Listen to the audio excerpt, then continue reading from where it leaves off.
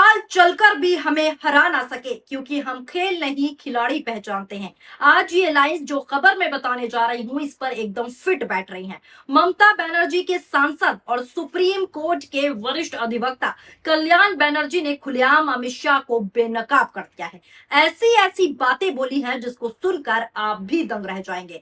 अभी मैंने आपको हाल ही में खबर दिखाई थी, अगर नहीं देखी हो तो हमारे चैनल पर जाकर देख लीजिए कि बंगाल काउंटिंग से पहले कैसे आर पार की लड़ाई बंगाल में शुरू हो चुकी है। सुप्रीम कोर्ट तक टीएमसी पहुंच चुकी है। बंगाल में चुनाव खत्म हो चुका है, लेकिन सियासत अब और ज्यादा तेज और ज्यादा गर्म हो गई है, क्योंकि काउंटिंग से ठीक पहले अब ममता के सांसद का एक ऐसा बयान, एक ऐसा वीडियो निकल कर सामने आया है जिसमें सीधा अमित शाह पर हमला बोला गया है। पहले आप ये वीडियो देखिए जो ममता बनर्जी के सांसद और सुप्रीम कोर्ट के वरिष्ठ अधिवक्ता कल्याण बनर्जी का है, जिसमें उन्होंने अमित शाह को साफ तौर पर यह कहा है कि वो एक जल्लाद, एक गुंडे हैं, गुंडागर्दी उनके खून में है और वो एक अत्यंत घटिया है। ये सब बातें ममता बनर्जी के सांसद ने सीधे तौर पर गृह मंत्री अमित शाह को खुलेआम सुनाई है मीडिया से बातचीत करते हुए। नजर डालिए आप इस वीडियो पर। होम मिनिस्टर बीइंग ए गुंडा, he is a gunda, he is a jalla, he is organized and that thing sitting here in 15 days.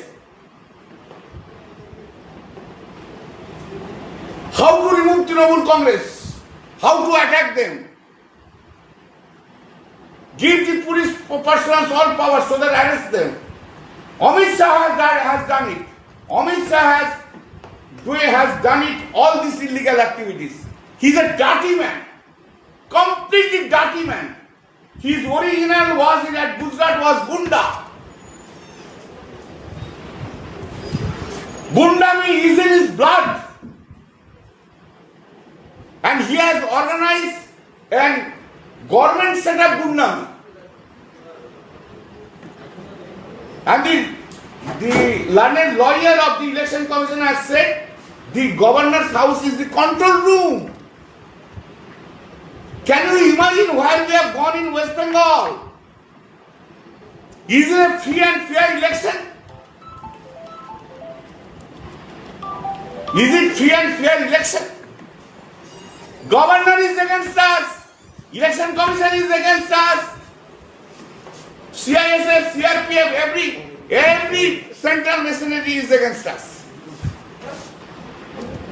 And one, two fight against one woman lady. Entire central government is there. But when the Pahalgaon 26 persons were beaten up, Amit Shah went to his house and sitting at a cat. Inefficient person who cannot save the country at all. बिल्ली है, बिल्ली हो, police लेके hero सज रहा है। आ जाइए इधर, कितना आप आइए अमित शाह, कम है। कितना आदमी को आप झुलाएंगे, आप देखते हैं। विदाउट पुलिस आपको झुला के रख देंगे इधर। आइए आप हमको झुलाने के लिए, देखिए हिम्मत है तो आइए। एक कवर्ड, गुंडा कवर्ड,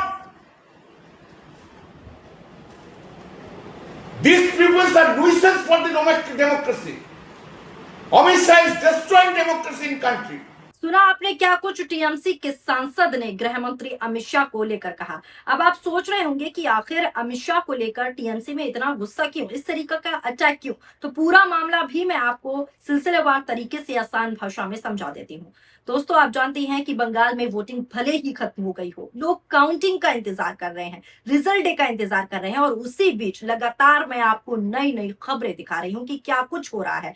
और अब बंगाल की राजनीति में एक ऐसा मोड़ आ गया है जिसने पूरे देश का ध्यान अपनी तरफ खींच लिया है।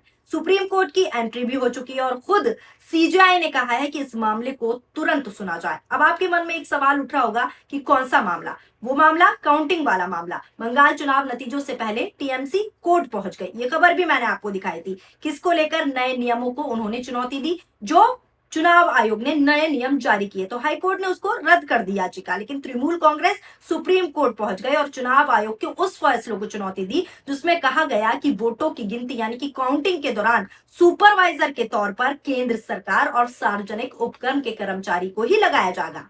यानी साफ शब्दों में, आसान भाषा में, राज्य के कर्मचारी जो हैं वहां के, बंगाल के, उनकी भूमिका आउट कर दी गई। और ये बात अब विवाद का सबसे बड़ा हिस्सा बन गया। सवाल उठने लगे कि क्यों राज्य के कर्मचारी जो हैं उन्हें अकाउंटिंग से आउट किया जा रहा है। क्या कोई घपलेबाजी की जाएगी, ये टीएमसी वालों का कहना था। अब इसी को लेकर ममता बनर्जी की सांसद और सुप्रीम कोर्ट के वरिष्ठ अधिवक्ता कल्याण बनर्जी भड़क उठे और सीधा उन्होंने अमित शाह को खुलेआम शब्दों में खरी खोटी सुनाई।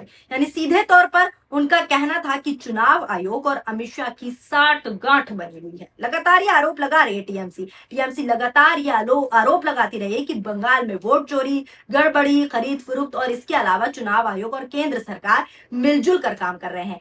ऐसे आरोप लगातार लग रहे हैं और लगातार मैं आपको खबरें भी दिखा रही हूँ। आरोप प्रति आरोप का जो दौर है वो दोनों तरफ से जारी है, लेकिन अब सीधा ममता बनर्जी की सांसद ने अमित शाह को बंगाल में जो कुछ हो रहा है उसका जिम्मेदार बताया है। दरअसल टीएमसी का आरोप है कि यह फैसला पूरी तरीके से एक तरफा है और इससे निष्पक्षता पर भी सवाल खड़े हो रहे हैं। जो राज्य के कर्मचारियों का काउंटिंग में से आउट करने वाला मामला है उसी को लेकर उनका कहना है कि जब राज्य के कर्मचारी इसमें इंक्लूड नहीं होंगे, इस प्रक्रिया का हिस्सा नहीं होंगे, तो जो बंगाल की जनता है वो भी सवाल उठा रही है। आखिर ऐसा क्यों? इनसे उसका भरोसा भी डगमगा रहा है। काउंटिंग जैसी संवेदनशील प्रक्रिया में संतुलन और पारदर्शिता सबसे जरूरी है और जब राज्य के ही कर्मचारी इसमें इंक्लूड नहीं है तो सवाल बड़ा उठ जाता है। अब मैं आपको वो भी बता देती हूँ, जब टीएमसी हाईकोर्ट लिए लेकर गई थी अपना पक्ष तो हाईकोर्ट ने क्या कुछ दलीलें दी थी। हाईकोर्ट ने साफ कहा कि काउंटिंग सुपरवाइजर की नियुक्ति का अधिकार चुनाव आयोग के पास ही है और वो केंद्र या राज्य किसी भी कर्मचारी को चुन सकता है। अदालत ने यह कहा कि काउंटिंग रूम में सिर्फ एक व्यक्ति नहीं होता बल्कि कई स्तर के अधिकारी वहां मौजूद होते हैं और कई सारे एजेंट भी मौजूद रहते हैं। इसलिए किसी भी गड़बड़ी की कोई भी संभावना नहीं मानी जा सकती और प्रक्रिया पहले से ही निगरानी में रहती है। हाईकोर्ट पहले ही चुनाव आयोग के फैसले को साफ तौर पर सही और ठीक बता चुका है, लेकिन टीएमसी इस फैसले को नहीं मानी और हाईकोर्ट सुप्रीम कोर्ट का रुख कर लिया। अब यही मामला सुप्रीम कोर्ट पहुंच गया, जिसका ताजा अपडेट दूं तो बता दूं, इसकी सुनवाई न्यायमूर्ति पीएस नरसिन्हा और न्यायमूर्ति जयमाल्या बागची उन्होंने की और कपिल सिब्बल ने इस सुनवाई में बहुत सारे मुद्दे उठाए। जो आज सुनवाई हुई, शुरुआत में वकील कपिल सिब्बल ने 4 मुद्दे उठाए। इसमें राज्य सरकार के कर्मचारियों का मुद्दा भी शामिल था। उन्होंने कहा कि परिपत्र में कहा गया है कि राज्य सरकार का एक अधिकारी नियुक्त कराया जाए, लेकिन किसी भी राज्य सरकार के कर्मचारी की नियुक्ति नहीं की जा रही है। ये कपिल सिब्बल ने अदालत में साफ कहा। प्रतिवादी न्यायाधीश जयमाल्या बागची ने कहा कि दिशा निर्देशों में कहा गया है कि मतगणना पर्यवेक्षक और सहायक राज्य सरकार के कर्मचारी या केंद्र सरकार के कर्मचारी ही हो सकते हैं। जब विकल्प मौजूद है तो हम ये कैसे कह सकते हैं कि ये कदम दिशा निर्देश के विरुद्ध है। परिपत्र के अनुसार भी दोनों केंद्र सरकार के कर्मचारी हो सकते हैं। सिब्बल ने कहा कि एक व्यक्ति राज्य का कर्मचारी भी इस काउंटिंग में होना चाहिए। जयमाल्या बागची ने कहा कि केंद्र और राज्य सरकार दोनों के कर्मचारी सरकारी कर्मचारी होने चाहिए। इसी के साथ साथ मैं आपको बता दूं, अदालत ने भरोसा जताया है कि आयोग और प्रशासन दोनों मिलकर एक पारदर्शी और निष्पक्ष तरीके से मतगणना सुनिश्चित करेंगे।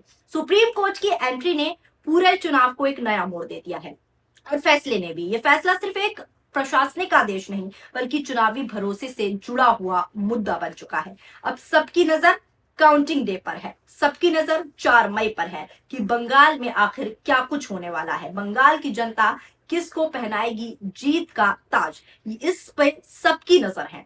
हालांकि इसी बीच में आपको यह भी बता दूं, भारतीय जनता पार्टी वाले टीएमसी पर आरोप लगा रहे हैं और टीएमसी वाले भारतीय जनता पार्टी पर। आरोप प्रति आरोप का दौर जारी है। लगातार कभी टीएमसी कहती है कि चुनाव आयोग और बीजेपी की साठगांठ है और कभी बीजेपी कहती है कि बंगाल में मुख्यमंत्री ममता बनर्जी अपना दमखम दिखा के ईवीएम की वोटिंग चोरी कर रहे हैं। इस तरह की खबरें भी सामने आ रही हैं। हालांकि दूसरे राज्यों में अगर विपक्ष सवाल उठाता है तो भारतीय जनता पार्टी वाले कहते हैं कि उन लोगों को हार का डर है इसलिए ये मुद्दा उठा रहे हैं। लेकिन बंगाल अब एक ऐसा राज्य है, अब जो खबरें चल रही हैं, बंगाल एक ऐसा राज्य है जहां पर खुद बीजेपी वाले विपक्ष पर सवाल उठा रहे हैं और कह रहे हैं कि ममता बनर्जी को यानी कि टीएमसी को डर सता रहा है। इसलिए जिस तरीके की मैंने वीडियो दिखाई जमीनी स्तर पर कि बीजेपी वाले कार्यकर्ता टैग कर रहे हैं, वो भी मैंने आपको दिखाए थे कि कैसे ईवीएम में वोटिंग मशीन ली जा रही थी, हालांकि वो आधिकारिक कोई पुष्टि नहीं थी। इस तरह की वीडियोस भी वायरल हो रही हैं। तो आरोप प्रत्यारोप जारी है, लेकिन स्पष्टीकरण को कुछ नहीं है, सिर्फ आरोप और प्रत्यारोप का दौर जारी है। और इसी बीच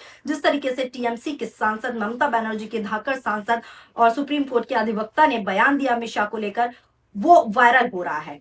और सुप्रीम कोर्ट का इसी बीच आदेश देना, निर्देश देना, वो भी मैंने आपको बताया। फिलहाल रिजल्ट डे पर, काउंटिंग डे पर 4 मई को क्या होता है, इस पर सबकी निगाहें। आपको क्या लगता है बंगाल में किसकी सरकार आएगी और कौन बनेगा मुख्यमंत्री अगला? या फिर टीएमसी की वापसी होगी या बीजेपी अपनी नाक बचा पाएगी? आप जरूर अपनी प्रतिक्रियाएं कमेंट बॉक्स में बताएं। शुक्रिया, धन्यवाद।